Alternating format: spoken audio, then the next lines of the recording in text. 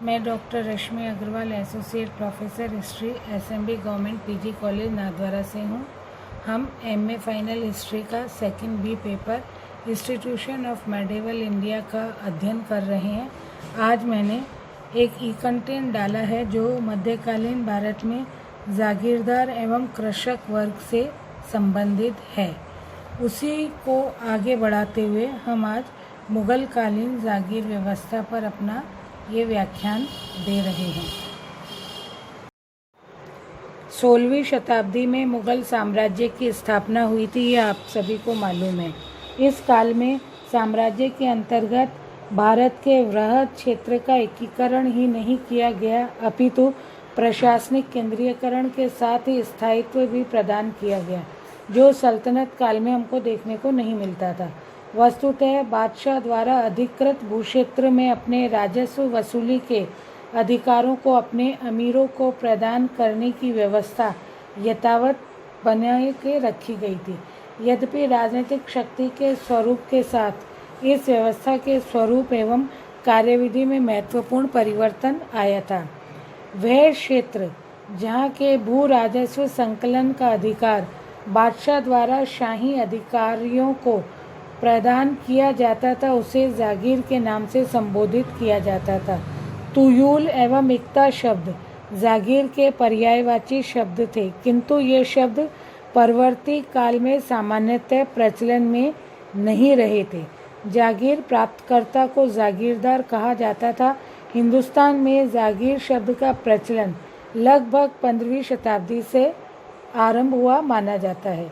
बर्नी एवं उसके परवर्ती फारसी लेखकों ने इक्ता शब्द का प्रयोग किया था।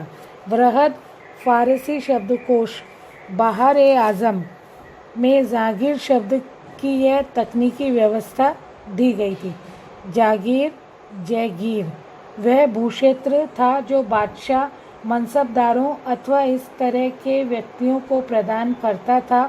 वह इस क्षेत्र में किसानों से महसूल, जिसको कि हम राजस्व कहते हैं, प्राप्त करते थे, जिसका भार कुछ भी हो सकता था।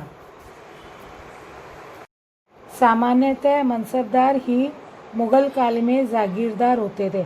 मनसब द्विपदीय एक व्यवस्था थी। प्रथम जात एवं द्वितीय सवार। जात पद प्रधान व्यक्तिगत वेतन को दर्शाता था, जबकि सवार मनसबदार द्वारा रखे जाने वाले घुड़सवार सैनिकों की संख्या को निर्धारित किया करता था। इन दोनों पदों के लिए वेतन निर्धारित करने का मानदंड व सारणी मुगल बादशाहों ने अपने अपने शासनकाल में बहुत सतर्कता से तैयार करवाई थी, जिसके आधार पर मनसबदारों का वेतन निश्चित किया जाता था। मनसबदारों के वेतन का भुगतान नकदी में शाही खजाने से अथवा जैसा कि सामान्यतः प्रचलित क्षेत्र विशेष जागीर के रूप में प्रदान किया जाता था। वह क्षेत्र जो जागीर के लिए सुरक्षित था किंतु जागीर में किसी को नहीं दिया गया था, उसे पाईबाकी कहा जाता था। इसके अतिरिक्त वह क्षेत्र तथा जिस क्षेत्र के राजस्व स्रोत शाही खजाने के लिए सुरक्षित होते थे, उसे खालिसा अथवा खालिसा-ए शरीफ भी कहा जाता था। उपर्युक्त विवरण जो अभी तक हमने देखा है, उसके आधार पर हम ये कह सकते हैं कि मुगल साम्राज्य का एक बहुत बड़ा भाग खालिसा के अंतर्गत आता था। फिर साम्राज्य का 4/5वां भाग राजस्व जागीरदारों को प्रदान किया जाता था। इतनी बड़ी मात्रा में साम्राज्य का राजस्व प्राप्तकर्ता का ये वर्ग मुगल साम्राज्य का सर्वाधिक महत्वपूर्ण वर्ग था, परंतु इनके अधिकारों, दायित्वों तथा इनके अधिकारों के अंतर्गत आने वाली जागीरों के प्रशासन व स्वरूप को समझने के लिए कई पेचीदगियां हमको देखने को मिलती थी। जागीर प्रदान करने की कार्यविधि क्या थी? साधारणतः मनसबदारों को उनके पदानुसार निर्धारित वेतन की अदायगी नकदी में न करके जागीर के रूप में ही की जाती थी। ऐसी स्थिति में जागीर से प्राप्त राजकीय आय जागीरदार के स्वीकृत वेतन के बराबर होनी आवश्यक थी। राज्य के पास जागीर में प्रदान किए जाने वाले क्षेत्र की आय के आंकड़े उपलब्ध होने पर ही इस क्रिया को ठीक प्रकार से पालन किया जा सकता था। इस तरह जागीर से संबंधित प्रशासनिक कार्यविधि की आवश्यकता की पूर्ति के लिए क्षेत्र की प्रत्येक इकाई, गांव, परगना अथवा महाल की संभावित आय के आंकड़े तैयार किए गए। जमा की वास्तविक वसूली, जिसको कि हासिल के आंकड़ों के बराबर होना, राज्य के हित को साधने के लिए आवश्यक था। अबुल फजल ने इस बात को विशिष्ट रूप से उल्लेखित किया था कि इस तरह की जमा निर्धारित करना जो हासिल के समकक्ष हो, अकबर की राजस्व नीति का एक मुख्य उद्देश्य रहा था। सामान्यतः यह माना जाता था कि अकबर ने अपने अधिकांश अधिकारियों को वेतन नकद देना प्रारंभ किया तथा संपूर्ण उत्तरी भारत के सूबे खालिसा में शामिल कर लिए गए। संभवतः यह सुझाव टोडरमल ने दिया था, जिसका मुजफ्फर खां को छोड़कर सभी ने स्वागत किया था। वास्तविक जमा निर्धारण करने के लिए अपनाई गई विधि का विवरण राजस्व संबंधी अध्याय में विस्तार से पूर्व में दिया जा चुका है। यहाँ यह उल्लेखनीय है कि महत्वपूर्ण क्षेत्रों को राज्य के नियंत्रण में लेने के पश्चात विभिन्न फसलों के लिए स्थायी नकद दर निश्चित की गई और जमा का पुनः मूल्यांकन किया गया।